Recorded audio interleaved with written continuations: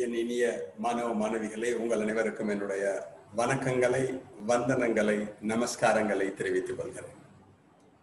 இன்னைக்கு sexual reproduction in plants, தாவரங்களில் நடைபெறக்கூடிய பாலின பெருக்கம், a brief introduction. அந்த பாலின பெருக்கத்தை பற்றிய ஒரு சிறு முன்னுரையை கொடுக்கலாம் என்று நினைக்கிறேன். இது பயாலஜி பாட்னில ஃபர்ஸ்ட் லெசன் தான் வரும். ஓகே, செக்ஷுவல் ரீப்ரொடக்ஷன் அப்படின்னாலே உனக்கு தெரியும். The reproduction involves the production and fusion of male and female gametes. இந்த இனப்பெருக்கம் என்பது ஆண் மற்றும் பெண் கேமீட்டுகள் உருவாக்கத்தையும் அதன் தொடர்ச்சியாக கேமீட்டுகளின் இணைவினையும் குறிக்கும். So the reproduction involves the production and fusion of male and female gametes. ஆண் பெண் கேமீட்டுகள் உருவாதல் மற்றும் ஆண் பெண் கேமீட்டுகள் இணைவதைத்தான் நாம் பாலின பெருக்கம் என அழைக்கிறோம். The production of gametes is said to be gametogenesis. இன செல்கள் கேமீட்டுகள் உருவாகக்கூடிய ஒரு நிகழ்வினை நாம் கேமெட்டோஜெனசிஸ் என அழைக்கிறோம். இதை ரெண்டா பிரிச்சிருப்பா, மைக்ரோஸ்போரோஜெனசிஸ் அண்ட் மெகாஸ்போரோஜெனசிஸ். மைக்ரோஸ்போர் உருவாதல் என்றும் மெகாஸ்போர் உருவாதல் என்றும் கேமீட்டுகள் உருவாக்கம் இரண்டாக பிரிக்கப்பட்டிருக்கும். Development of microspore in the microsporangium is said to be microsporogenesis.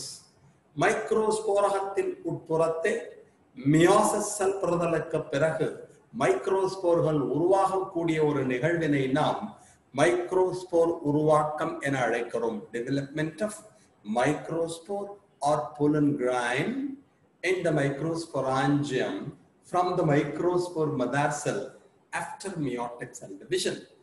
மைக்ரோஸ்போரகத்தின் உட்புறத்தை மைக்ரோஸ்போர் தாய் செல்லில் குன்றல் பகுப்பு நடைபெற்று அதிலிருந்து மைக்ரோஸ்போர்கள் உருவாகக்கூடிய ஒரு நிகழ்வினை நாம் மைக்ரோஸ்போரோஜெனசிஸ் என அழைக்கிறோம். அதே மாதிரி megasporogenesis, development of megaspore and the megasporangium from the megaspore mother cell after meiotic cell division. மெகாஸ்போரகத்தின் உட்புறத்தை மெகாஸ்போர் தாய் செல்லில் குன்றல் பகுப்பு நடைபெற்று மெகாஸ்போர் உருவாகக்கூடிய ஒரு நிகழ்வினைத்தான் நாம் மெகாஸ்போரோஜெனசிஸ், மெகாஸ்போர் உருவாக்கம் என அழைக்கிறோம். அப்ப நீ ஞாபகம் வச்சுக்கணும், கேமெட்டோஜெனசிஸ் நடக்கிறப்ப மியோசிஸ் நடக்கும். கேமீட்டுகள் உருவாக்கம் நடைபெறுகின்ற சமயத்திலே மியோசிஸ் அல்லது குன்றல் பகுப்பு நடைபெறும் என்பதை மறந்து விடாதே. The fusion of male and the female gametes, and it results in the formation of a diploid cell called zygote. The process is said to be fertilization.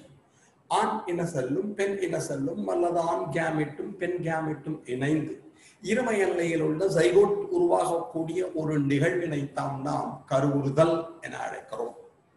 Clear? இந்த அப்ப என்ன ஃபார்ம் ஆகும்? ஜைகோட் உருவாகும். 2n இரும எல்லையில் அது காணப்படும். இந்த கேமெட்டிக் ஃபியூஷனை ஜெனரலி மூணா பிரிச்சிருக்கான். ஐசோகேமி, ஒத்த கேமீட்டுகள் இணைவு. அனைசோகேமி, வேறுபட்ட கேமீட்டுகள் இணைவு. ஊகெமி, முட்டை கருவுறுதல் அப்படிங்கிற ஒரு வார்த்தையை தமிழ்ல இன்ட்ரோடியூஸ் பண்ணிருக்கான். ஐசோகேமினா fusion of male and female gametes நடக்கும். Sexual fusion takes place between morphologically and functionally similar gametes. We are calling it as isogamy. அமைப்பிலும் பண்பிலும் ஒத்த இரண்டு கேமீட்டுகள் இணையும் நிகழ்வினை நாம் ஐசோகேமி என அழைக்கிறோம். The gametic fusion takes place between morphologically and functionally similar gametes. அமைப்பிலும் பண்பிலும் ஒத்த கேமீட்டுகளுக்கிடையே நடைபெறும் ஒரு இணைவிற்கு ஐசோகேமி என்று பெயர். Sexual fusion takes place between morphologically dissimilar and functionally similar gametes. அமைப்பில் வேறுபட்ட பண்பில் ஒத்த கேமீட்டுகளுக்கிடையே நடைபெறக்கூடிய இணைவினை நாம் அனைசோகேமி என அழைக்கிறோம். ஊகெமி, அதாவது ஒத்த கேமீட்டுகள் இணைவு, வேறுபட்ட கேமீட்டுகள் இணைவு. ஊகெமி means sexual fusion takes place between morphologically and functionally dissimilar gametes. அமைப்பிலும் பண்பிலும் வேறுபட்ட கேமெட்டுகளுக்கிடையே நடைபெறக்கூடிய ஒரு இணைவினை நாம் முட்டை கருவுறுதல் அல்லது ஊகெமி என அழைக்கிறோம். In this kind of gametic fusion, the male gamete is said to be the androzoid and the female gamete is said to be egg or ovum. In the நிகழ்விலே ஆண் கேமெட்டினை androzoid அல்லது ஆண் கேமெட் என்று அழைப்பர், பெண் கேமெட்டிற்கு அண்டம் என்று பெயர், எக் பேர். சோ இங்க மார்பாலஜியும் ஃபங்க்ஷனும் ஒரே மாதிரி இருக்கும், அமைப்பும் பண்பும் ஒன்றாக இருக்கும். இங்க அமைப்பில் வேறுபட்டிருக்கும், பண்பில் ஒத்திருக்கும். மார்பாலஜிக்கலி dissimilar, functionally similar. ஊகெமியில எடுத்துட்டா மார்பாலஜியும் டிஃபரெண்டா இருக்கும், ஃபங்க்ஷனும் டிஃபரெண்டா இருக்கும். அமைப்பிலும் பண்பிலும் வேறுபட்ட கேமெட்டுகள் இணைந்தால் ஊகெமி. In higher plants, sexual reproduction is oogamous kind.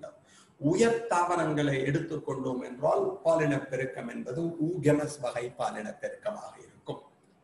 அதுக்கப்புறம் எடுத்துட்டோம்னா இந்த ஃபர்டிலைசேஷனை கருவுறுதலை ரெண்டா பிரிச்சிருக்கோம். One is external, another is internal. Fusion of male and the female gametes takes place outside the body of the plant. தாவரங்களின் உடலின் வெளிப்புறத்தே ஒரு பொதுவான இடத்திலே கேமெட்டுகள் இணைந்தால் அல்லது external வெளிக்கருவுறுதல், outside the body of the plant. தாவரங்களின் உடலின் வெளிப்புறத்தை பொதுவாக நீரில் நடைபெறக்கூடிய ஒரு இனப்பெருக்கத்திற்கு எக்ஸ்டர்னல் வெளிக்கருவுறுதல் என்று பெயர். It is generally seen in algae. ஆல்காக்களிலே, பாசிகளிலே இந்த எக்ஸ்டர்னல் ஃபர்டிலைசேஷன் என்று அழைக்கப்படுகின்ற வெளிக்கருவுறுதல் நடைபெறும். Internal fertilization, gametic fusion takes place inside the body of the plant. தாவரங்களின் உடலின் உட்புறத்தை பெண் இனப்பெருக்க மண்டலத்தில் நடைபெறக்கூடிய ஒரு ஃபியூஷனுக்கு உட்கருவுறுதல் என்று பெயர். Outside the body of the plant, inside the body of the plant. தாவரங்களின் உடலின் வெளிப்புறம், தாவரங்களின் உடலின் உட்புறம்னா especially in the female reproductive organ, பெண் இனப்பெருக்க மண்டலத்தின் உட்புறத்தை இது நடைபெறும். So external, internal, animal இருக்கிற மாதிரி பிளான்ட்லயும் இருக்கும் அப்படிங்கறத ஞாபகம். இந்த செக்ஷுவல் ரீப்ரொடக்ஷன் 3 ஸ்டேஜ்ல நடக்கும். ப்ரீ ஃபர்டிலைசேஷன், அதாவது கருவுறுதலுக்கு முன்னால் நடைபெறக்கூடிய நிகழ்வுகள். ஃபர்டிலைசேஷன் கருவுறுதல். போஸ்ட் ஃபர்டிலைசேஷன் சேஞ்சஸ், கருவுறுதலுக்கு பிந்தைய நிகழ்வுகள். சோ ப்ரீ ஃபர்டிலைசேஷன் கருவுறுதலுக்கு முன்னால் நடைபெறுவது எது என்றால் கேமெட்டோஜெனசிஸ்.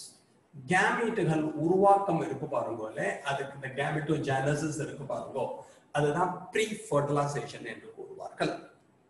சோ கருவுறுதலுக்கு முன்னால், followed by pollination, மகரந்த சேர்க்கையும் இந்த இடத்துல நம்ம கொண்டு வந்துடலாம். ஏன்னா அது கருவுறுதலுக்கு முன்னால் நடைபெறக்கூடிய ஒரு நிகழ்வு. சோ கேமெட்டோஜெனசிஸ், கேமெட்டுகள் உருவாக்கம், அது ஃபர்டிலைசேஷனுக்கு முன்னாடி நடக்கும், கருவுறுதலுக்கு முன்னாடி நடக்கும். And in plants, pollination takes place. In higher plants, pollination takes place. உயர் தாவரங்களிலே மகரந்த சேர்க்கை என்று அழைக்கப்படுகின்ற ஒரு நிகழ்வு நடைபெறும். The transfer of pollen grain from anther lobe to the stigma of the carpel is said to be pollination. மகரந்த பையிலிருந்து மகரந்தமானது சூழ்முடியை சென்றடையக்கூடிய ஒரு நிகழ்வினை நாம் மகரந்த சேர்க்கை என அழைக்கிறோம், அதை வச்சுக்கலாம். Then fertilization, கருவுறுதல். The fusion of male and the female gametes and it results in the formation of a diploid cell called zygote.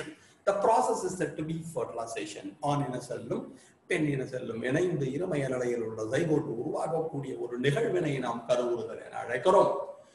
Post fertilization changes, கருவுறுதலுக்கு பின்னால் என்ன நடைபெறும்? ரெண்டு மட்டும் ஞாபகம். After fertilization, the ovule is converted into seed and the ovary is converted into the fruit wall or pericarp. கருவுறுதலுக்கு பின்னர் சூலானது விதையாக மாறும், சூர்பையானது கனியாக மாறும். இது கருவுறுதலுக்கு அப்புறம் நடக்கிறது. இது பேஸ்ட். அதுக்கப்புறம் எடுத்துட்டோம்னா ஃப்ளவர், அதை பத்தி தான் நம்ம பார்க்க போறோம். ஹையர் பிளான்ஸ்ல ஃப்ளவரை பத்தி தனியா ஒண்ணு பார்ப்போம், இருந்தாலும் ஒரு இன்ட்ரோடக்ஷன். இப்போ ஃப்ளவர் எடுத்துட்டா என்ன சார், அதை என்ன சொல்லியிருக்கான் உங்க புக்ல? மல்டி டைமென்ஷனல் பர்ஸ்பெக்டிவ் அதுல கொடுத்துருக்கான். மல்டி டைமென்ஷனல் பெர்ஸ்பெக்டிவ்ல என்ன கொடுத்துருக்கா அப்படின்னா தமிழ்ல பன் பரிமாண நோக்குகள். ஒரு பூவை பத்தி எப்படிலாம் நோக்குறான். ஸோ மல்டி டைமென்ஷனல் பெர்ஸ்பெக்டிவ்ல நம்ம ஃப்ளவரை பத்தி என்ன தெரிஞ்சுக்கணும்? பன் பரிமாண நோக்குகள் அப்படின்னு தமிழ்ல சொல்றோம். Inspirational tool for the poets, கவிஞர்களுக்கு தூண்டுகோலாக இருக்கிறது. பூவே இளைய பூவே வரம் தரும் வசந்தமே மணி வேறு தேங்கும் தேனே அப்படின்னு ஒரு பாட்டு வரும். அப்புறம் மார்கழி பூவே மார்கழி பூவே மல்லி மல்லை குண்டு மல்லை. சோ கவிஞர்களை கவரக்கூடிய ஒன்றாக எது இருக்கிறது? மலராக இருக்கிறது, மலர் இருக்கிறது. செகண்ட் எடுக்கணும்னா decorative material for all the celebration. சுவாமிக்காக இருக்கட்டும், வீட்டுக்காக இருக்கட்டும், தலைக்காக இருக்கட்டும், எல்லாவற்றிலும் மலர்கள் முக்கிய பங்கினை நம்முடைய வாழ்க்கையில் வகிக்கின்றன. அலங்கார பொருளாக பயன்படுகிறது. சுவாமிக்கு அலங்காரம் செய்யறதுக்கும், நம்ம தலையை அலங்காரம் வச்சுக்கிறதுக்கும், வீட்டு வாசல்ல அலங்கார பொருளாக வைக்கிறதுக்கும். ஸோ டெக்கரேட்டிவ் மெட்டீரியல் எல்லா செலிப்ரேஷன்ஸ்க்கும் நம்ம மக்கள் யூஸ் பண்ணிட்டு இருக்கோம். தென் Tamil literature 5 lands are denoted by different flowers.